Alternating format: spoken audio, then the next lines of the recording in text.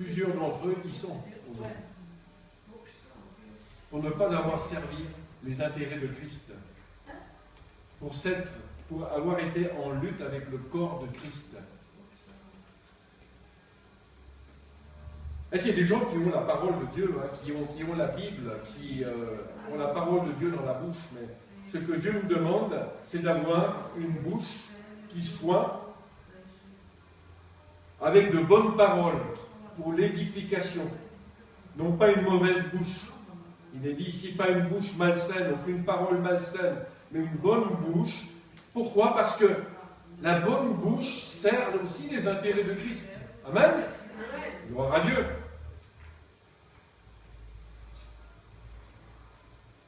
Servir les intérêts de Christ aussi, c'est travailler honnêtement. Pourquoi Paul dit travailler honnêtement?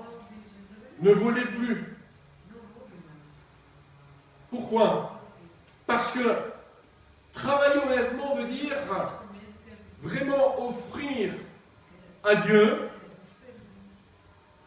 le fruit de son travail. On le fait pour le Seigneur. Amen. Celui qui travaille aussi pour le Seigneur. Il travaille pour son patron, c'est vrai, mais il travaille aussi pour le Seigneur qui est au-dessus de son patron. Parce que tout ce qu'il fait, il le fait bien. Amen. Il le fait avec amour, il le fait avec joie, même si le patron est méchant, il se réjouit parce qu'il a un autre patron qui s'appelle Jésus-Christ. Amen. Amen. Gloire à Dieu. Donc, Paul dit, voilà, travaillez pour avoir de quoi donner à celui qui est dans le besoin.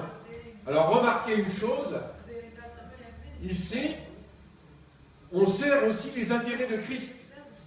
En travaillant, on sert aussi les intérêts de Christ parce qu'on a le moyen d'aider son prochain.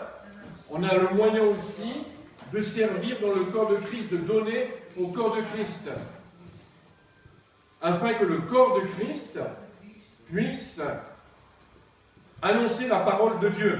Il est dit dans notre passage, effectivement, que le corps de Christ a des serviteurs de Dieu, et ces serviteurs de Dieu aussi vivent de l'Évangile.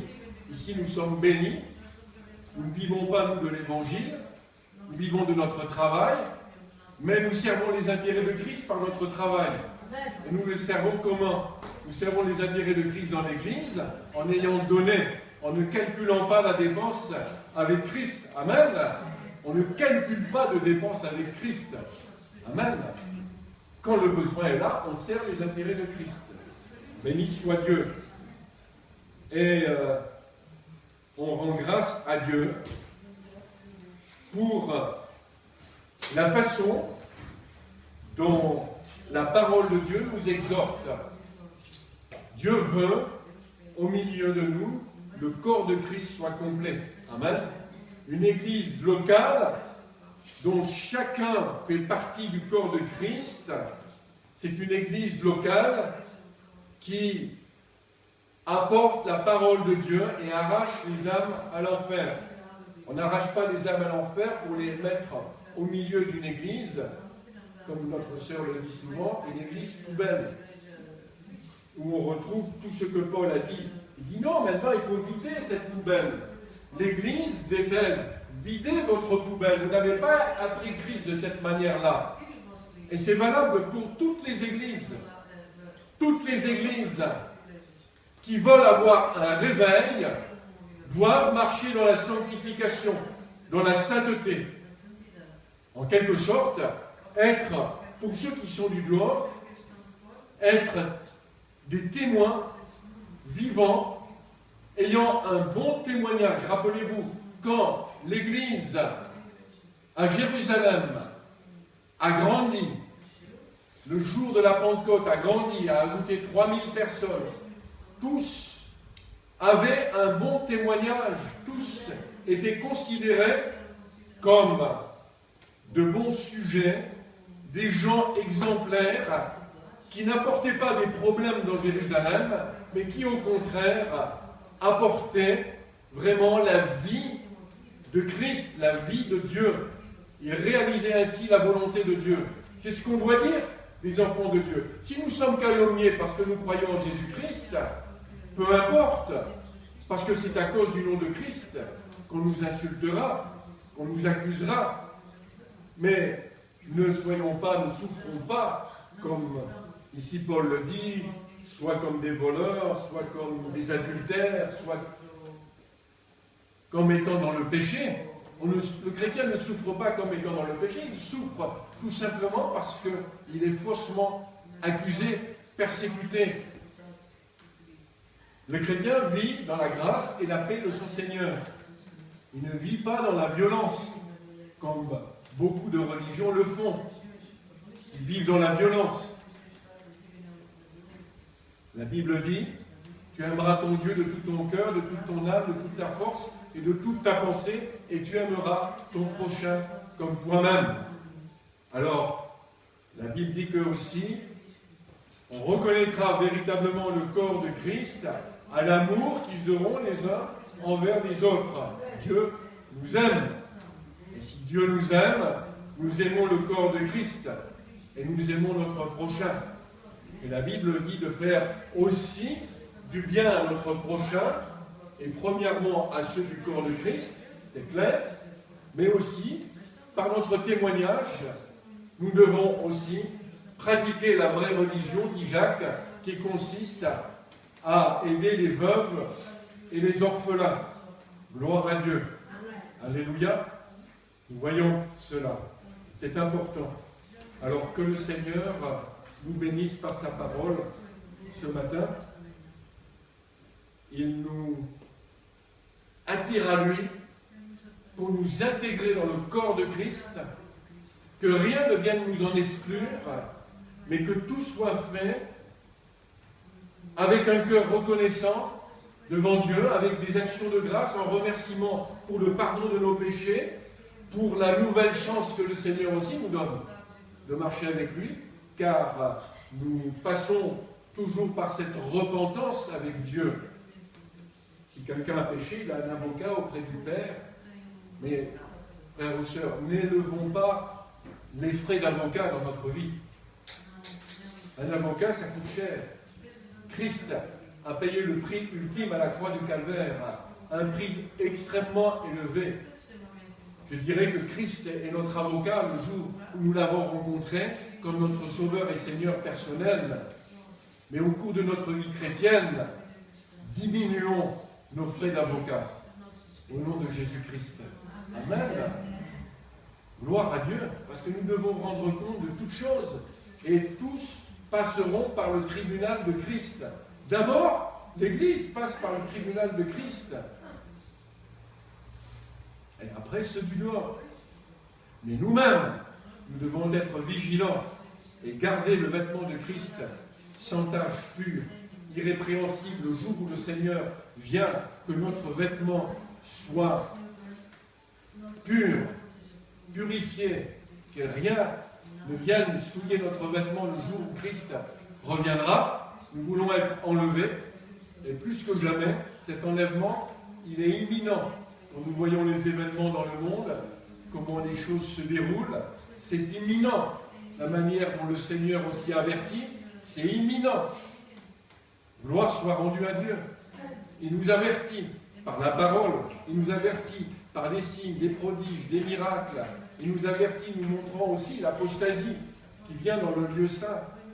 Beaucoup de signes de l'apostasie aussi se voient aujourd'hui au milieu de ceux où il ne devrait pas y avoir d'apostasie. Mais la parole de Dieu nous dit de rejeter justement l'apostat, l'ennemi, le diable, par la parole. Il n'aime pas cette parole, c'est clair, il n'aimera jamais cette parole, parce que cette parole nous dit d'être sanctifié, d'être saint. Et le diable n'aime pas la sainteté et la sanctification. Alors, marchons, intégrés dans le corps de Christ, participants du corps de Christ, recherchant l'intérêt du corps de Christ, recherchant l'intérêt de Christ, que le Seigneur mette ce feu dans notre cœur, que le nom de Jésus soit élevé et glorifié. Amen. Ce que nous chantons soit vrai dans le nom de Jésus. Amen. Alors nous allons encore adorer Adonai. El Shaddai. Nous adorons Adonai. Nous adorons El Shaddai. Nous élevons ton grand nom. Nous te louons, Seigneur. D'un même cœur pour le Seigneur, le Créateur du vrai bonheur. Tu es glorieux, mon roi. Tu fais de moi ton serviteur. Je veux que ma joie demeure, car c'est ton droit que je veux être éternellement. Nous adorons Adonai. Levons-nous dans la présence de Dieu. Nous adorons El Shaddai. Nous élevons ton grand nom. Nous te louons, Seigneur. D'un même cœur pour le Seigneur, le Créateur du vrai bonheur. Tu es glorieux, mon roi. Tu fais de moi ton serviteur. Père, je veux que ma joie demeure, car c'est toi que je veux être éternellement. Alléluia, gloire à Dieu. Nous allons rechanter ce chant. Mais si nous voulons vraiment recevoir de la part du Seigneur, ayons une disposition de cœur ouverte à Dieu. Amen. La parole de Dieu nous dit que nous nous rendons à Dieu. Nous rendons les armes avec lesquelles nous avons lutté contre le Seigneur, contre sa parole, contre sa volonté. Il y a toutes sortes d'armes. Et pour dire au Seigneur, je me rends à toi, Seigneur. Tendons les mains vers lui. Amen. Tendons les mains vers lui. Tendons les mains vers lui. Parce que nous adorons, on est dans une position d'adoration, une position aussi où nous voulons la victoire. Amen. La victoire. Amen. Béni soit Dieu. Et nous allons dans cette attitude de faire. Amen. Nous adorons Adonai. Nous adorons El Shaddai. Nous élevons ton nom. Nous te louons, Seigneur. D'un même cœur pour le Seigneur, le Créateur du vrai bonheur. Tu es glorieux, mon roi. Tu fais de moi ton serviteur. Père, je veux que ma joie demeure, car c'est en toi que je veux être éternellement. Maintenant, nous allons plus loin avec le Seigneur, amen, par la foi, amen, parce que c'est un acte de foi. Nous disons au Seigneur, je veux quoi? Seigneur, Seigneur, je veux que tu mettes en ma vie le vrai bonheur. Et le vrai bonheur, c'est quoi? Le vrai bonheur, Dieu, c'est Jésus-Christ. Qu'est-ce que Jésus-Christ a fait? Jésus-Christ allait de lieu en lieu, faisant du bien, chassant tous ceux qui étaient sous le pouvoir du diable. Amen. Faisant du bien. Amen. Alors, je dis une chose, le Saint-Esprit est présent au milieu de nous, il est là, il est présent, nous le recevons. Nous le recevons, pourquoi nous lui disons, Seigneur, touche ma vie. Et quand Dieu touche notre vie, qu'est-ce qu'il produit?